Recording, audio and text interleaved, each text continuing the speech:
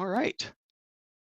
Hello, everyone. This is Christian Free with Altair. I think we can get this party rolling. Um, Today, I'm going to talk to you guys about contacts, but before I hop into it, I do want to mention that for our Aerospace Coffee Break series, we have announced the upcoming demos. If you go to our website, you'll see in here. Oh, look, we got the contact session. You guys have already made the right call of joining this one. It's going to be a good one. And then we've also got model checking, composites, and skeleton modeling on the docket.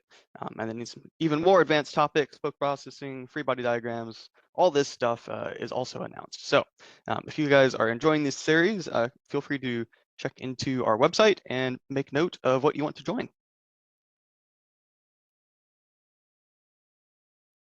Okay, talking about contacts. I am going to give you a preface of contacts from the pre-processing perspective. There's a bunch of solvers out there, and the solvers kind of change the way contacts behave internally to them. And so in order to appeal to the broadest group, I'm going to talk about contacts as far as HyperMesh can pre-process them. If you guys want to have the discussion of specific solver aspects, we can definitely have that at the end of the call, but I'm not super prepared for that. I can talk about OptiStruct as much as we want, but contacts and HyperMesh is the name of the game. But I do think we have some cool stuff to show. Let's hop into it. I've got my aerospace basics model here, my door surround. The basic bread and butter of contact, as I'm using it these days, is going to be through the model tab at the top of the screen. And I can find this contact button right here. It's got 3 different options into it. You've got contact surfaces, contact pairs, and contact properties, but I typically don't click on those. My favorite thing in this button is the lightning bolt up the top right. This is not only because lightning is very cool, but also because this lightning bolt is the auto contact button. Does all the fancy stuff for you, which is pretty sick. So if you click on this auto contact button, you've got a little guide bar here that we'll dive into. But essentially, I can change whether I want sliding contact or tied contact. This is going to be within the OptiStruct solver, if you will. OptiStruct, Nastran are going to have pretty similar tied contact. Abacus, OptiStruct might have similar sliding contact. But again, this is all going to be from the OptiStruct perspective. But you'll be able to find this button in pretty much all of our solvers. I'm going to do tied contact because it's kind of the simple one for now. And then I can just zoom into my model and pick the 3 or 2 different things I want to tie together. I'm going to tie together this component and that component. Then I can go to the proximity tolerance, which is sort of the search distance. It's defaulting to 1, but that can be changed. And if I want to measure my model, I can go up to the measure button and click on that point, and then click on this point over here and see that the distance is probably going to be around, it's hard to get that perpendicular distance, it's probably going to be around 2. So anything greater than 2 is going to be able to identify contact. I'm just going to bump it up to 10 because that's what I was practicing with, and I know that works. So proximity tolerance is going to be overshooting it, but that's going to be fine for making this contact and showing you the tool. Okay, let me click the play button. And I click find, and with the default settings, you get this pop-up menu. And it says 1 contact group was created and 2 sets were created. So in the OptiStruct parlance, the contact is a group entity, and the 2 sets are your element sets that says, hey, this is surface A connecting to surface B. So I'll press OK. And in the model browser, I've got this group entity, which I can double left click on. And I'm going to sort of drag this over here because we're going to be checking on that group browser a lot. But here's my group representing the contact. And it is composed of a card image. It is a tie card image. And it's got 2 sets in it. It's got a secondary set and a main. If I right click on the contact group and I do review, which is right here, it's also the Q hotkey, we will see all the various places I made contact. My components are sort of willy-nilly spread out across this part. So I've got a component there, component there, component there, component there. So yeah, all of those components were identified as contacting with my big skin. And so in blue, I've got the main element set, and in red, I've got the secondary element set as I'm viewing it right now. So you can see auto contactor is pretty slick for finding all the spots in the model that are passing that search distance. You know, when I finally added contacts into my modeling, as you can see, it's really easier. It made contact and modeling so much better. Now I can actually see the elements. Wink, wink. Contacts are great. If I go and investigate this group, this contact group, I could change the card image from this dropdown. I could change it from tie to contact, but I'm going to show you a better way to do that later. We've mentioned the element sets here. Let me click in here sufficiently. We've got one set here and another set here. I could change these as is appropriate.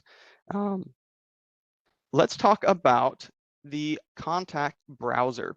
We've got the groups browser over here. We've got the model browser over here. We know in HyperMesh parlance that browsers are a great central place to do operations specific to their cause. If I go up to this button here, I'll find the contact browser. I can click on it. And this place is pretty cool. I like this place. In the contacts browser, you can right click and you'll find auto contact here as well. It's going to be the same form that you would see in the auto contact button here with the hamburger menu. All these options are going to be the same. It's just a slightly different tool. It doesn't have that same GUI as the lightning bolt does, but it'll get you to the same spot. In the contact browser, I can right click up here and create various contact entities like contact surfaces, contact properties, and contact sets. Contact properties are going to be like pcont images in OptiStruct. Let me get rid of that. Let me try harder to get rid of that. There we go. I can right click in here and create a set. This is going to be your bog standard element set. So I can select some elements, check mark to confirm this is my new set. It looks great. I can right click in here and make a contact surface. This is what I'm using and what auto contact is using to identify groups of elements for contact. So a contact surface is really similar to an element set in OptiStruct parlance. For the contact surface, you go in here and you say the card image is surf. You select these elements and say, oh, these are my elements that I'm connecting together. The main difference with a contact surface is you get these little pyramids indicating the normal direction of your surface. It can be a different normal direction from your elements, which could be handy. You know, if you have elements that have normals going in different directions, but you want a contact surface that has all the same direction, contact surfaces are your go-to. You can flip the direction of these pyramids by clicking into this elements button and clicking this plus minus flip, and you get a menu. And you can either reverse all of the elements. If I click the play button, you'll see the pyramid changes. Or I can uncheck all, select a couple of them, and just reverse those specific ones. And if they are sort of all willy-nilly, then you can go to the align button and select a couple of them, and HyperMesh will do its best to align all of them to make sense and have uniformity. So that is a contact surface. Again, we can create it in the contact browser right here. If you were in the model browser, you would right click, create a set, and you would have set elem, you know what that is, and then you'd have set surf here. You would create that, and it has a slightly different storage bin in the sets entities. You got surfs, you got set elements. Other really cool things about the contacts browser is that for a specific contact group, you can right click into here and you can swap the main and the secondary sets. So if that's important to your specific solver, that is very useful. You can swap main and secondary very quickly. And then if you want to swap from tie contact to a contact property like sliding or other, you can right click in here and do swap CP to tie, contact property to tie. And now in the card image, we have the card image set to contact, and then you can do sliding contact, sticking contact, freezing contact, or you can go in here and set the property to property ID, create an ID, and here is the full kit kat and caboodle of contact as it exists in OptiStruct. I want to double back to the auto contact tool. There's a few more things I wanted to mention about it. Let me isolate some components and go back to the lightning bolt. So I mentioned we have tied and sliding in here. We also have a hamburger menu with lots of settings. The main things worth mentioning are you've got the proximity tolerance in here, sort of the distance between things to make contacts. In here, I can set my property option to be sliding, stick, or freeze if I'm in the sliding type of contact. So I could say, hey, use sliding contact, but really I want sticking contact, and it would make a sticking contact for us. The things I want to talk about that are really slick is this surface creation method and expose model tour. So surface creation method, you notice when I made auto contact for my parts, it made a single contact group. If I change it from consolidate all those contacts to do not consolidate, I would get n number of separate contact groups as HyperMesh thinks is appropriate. Then I can also check the expose model tour button, and HyperMesh is going to take us for a little field trip. It's going to be sick. Let's click on the components. Got an appropriate proximity tolerance, change it to sliding, click find. Now with these settings, I can page through my contacts with this arrow key now. So there's one contact, here's another contact, here's another. You'll see that 3 groups were made, or at least are about to be made. In this button down here, I'm gonna toggle visibility of my elements, set the transparency to 100%. And so you can see these, if I page through, now it's clearer, the various contacts that it's identified. So here's group 1, it's just this area. Here is group 2, just that area, group 3. And so I can confirm or deny these contacts. Like if I say, oh, I don't really want contact here, thank you very much. I can click the X button and it removes that group, leaving me just 2 groups. And if I'm happy with these 2 remaining groups, I can click the check mark. If I want to swap with the main and the secondary, I can do so here. So that's nice and convenient. Click the check mark there. Okay, so that is the advanced options for auto contact. Let's review surfs a little bit. Oh, sorry, let's review element sets. It's worth mentioning that I can change my element selection, my idle selector to elements, select some elements, and right-click create set. That's another manual way that you can make sets in addition to right-clicking in the contacts and doing sets. Just another slick thing there. If you need to adjust the normals of your elements, you can do so from the 2D tab and find the normals button here. And I'm working with an orphan mesh, so I'm going to adjust this to elements. If you have geometry, you might leave it to surfaces. But here I can select elements, and maybe I can reverse them to cause a little bit of chaos. Look at that, different colors. So if you come into your model and it has different colors there, you can manually select things to adjust them or reverse them. And that's going to be your workflow. Nice little tool there. Okay, so we've made contacts. You can take me to your leader now. But there is another cool thing to talk about here, and that is connectors. So what we've just seen is sort of the basic contact workflow. You've got auto contact, you know how to create contact groups, contact sets, or at least you've had a preface to them. The way we're going into the future is with the connectors workflow. Connectors are all about tying together parts of your model in ways that are way easier for swapping parts and remeshing.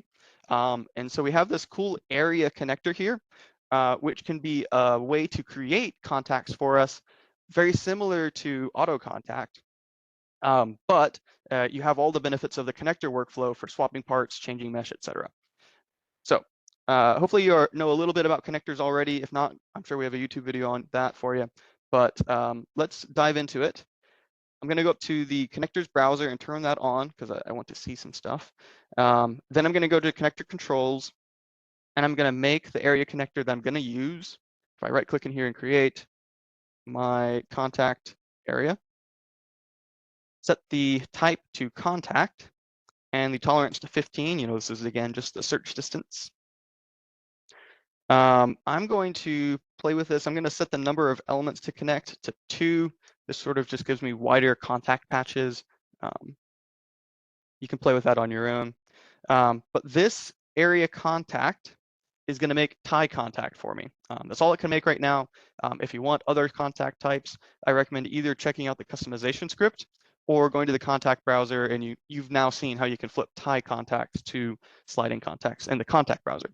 But this is just going to make a tie contact, which is good for now, and especially good if it's all you need. I can then go onto my model, show some components. Maybe I'll work with these ones for now. And I can make my area connector. I'm going to do so by selecting elements. And then I'm going to click the play button to identify this, or sorry, the plus button to identify this as my area of contact, or sorry, my area connection. I'm going to set the control to the my contact area that I made recently. I'm going to review the links and make sure that tolerance is appropriate. I'm selecting these two components to connect. That's very good. And so yeah, I can click the check mark and realize that, and that's going to make another group. It made a tied group. It identified my sets for me, and that's all. It's all well and good. Now I can go to my area connectors and unrealize that contact if I need to. I can realize it. If I adjust the mesh, like if I remesh this part, or if I split some elements haphazardly, with the basic contact settings, I'm remeshing these elements, and I'm gonna lose those sets. Like if I go in here and I review that, all those elements that I remeshed, I split, they got lost in the sets. But that's not an issue if I have an area connector that is defining contact over a greater area. I can just unrealize or realize, or even just click the realize button, don't need to click unrealize. And then it redefines contact in this area. So super sick for remeshing, and again, super sick for dropping parts in and out. That was the manual way of creating area contacts.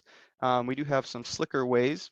If I delete that area contact, connector and FE, maybe delete this group as well. I can go up to connectors, click the lightning bolt. We got more lightning bolts, woohoo. And I can say connect these two parts together with a proximity tolerance of 15. I think this gap is greater than what we saw earlier. Click the play button. I get 3 area connections.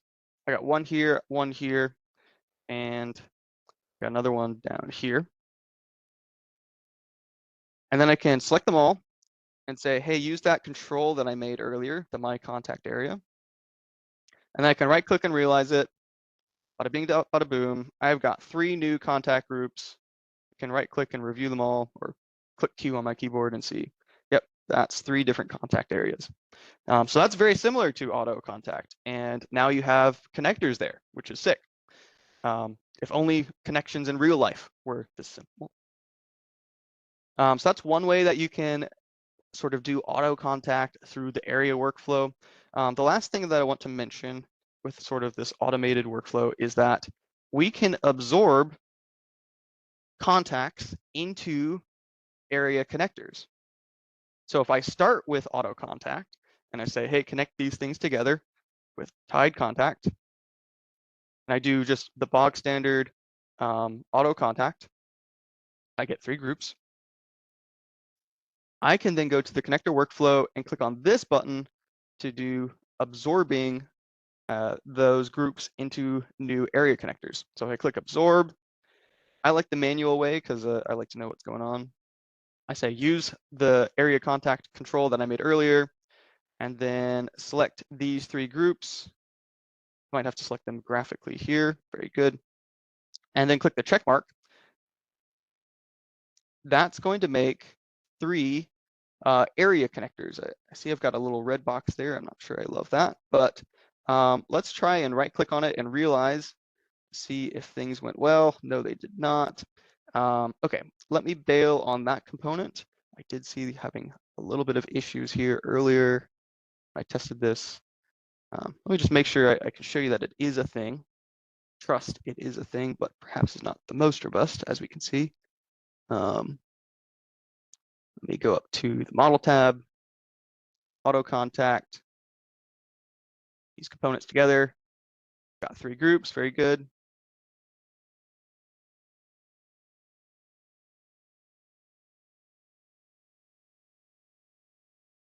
And then I can go up to connectors and absorb all those groups, check mark. Oh, it's not liking it.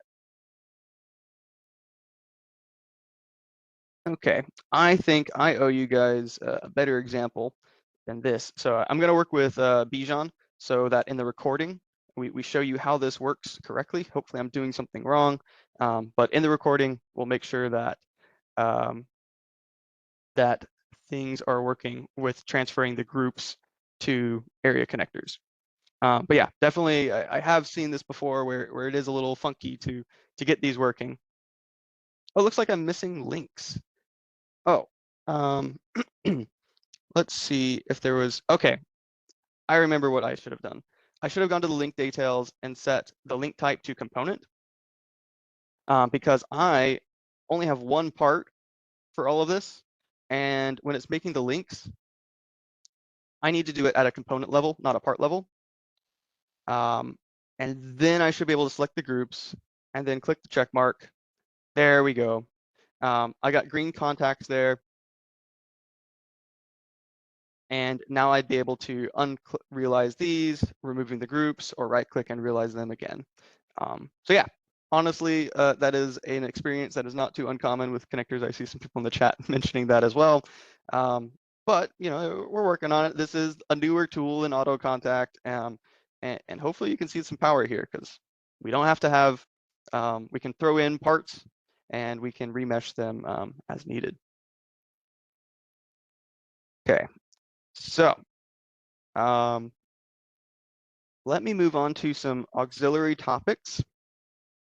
If we're working with contacts, you might be interested in knowing if your elements are interfering with each other, if we have penetrations or intersections. I can verify that by going to the validate tool and find the penetrations button. And then I can select all the components of interest and click check. And this opens up the penetrations browser. And I can click through this and review the various parts that are intersecting or penetrating. And so as I click through these, it sort of, it can identify the ones that are having the issues. If I click on this intersection and say highlight the failed, I can eventually figure out that these are the elements that are intersecting. It's highlighted them. You can also contour the penetration, or actually it doesn't work very well with intersections, but I can go through this list and contour elements that are penetrating. I can sort the penetration depth to see the penetrations that I actually care about. Like a lot of these penetrations are quite small, like 0.004 units, whereas the ones up here are 7 units. Like maybe I care a lot about this penetration depth. And so I can go in here and hunt for it a little bit and say, oh, yep, in this area, I've got some shell elements at a T connection. If I show their thickness, we'll see, yep, they're penetrating pretty well, and I can decide what to do about that. So the penetration tool is a nice little check for that. It has some right-click options, but they're not super robust. I just sort of use it as a, hey, look at this area, and then you can do your own manual fixes on it later.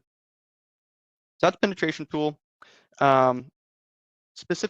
Speaking specifically to the OptiStruct crew, we have some interesting cards for you. If you want to request contact output, you'd go to create a contact or a global output request.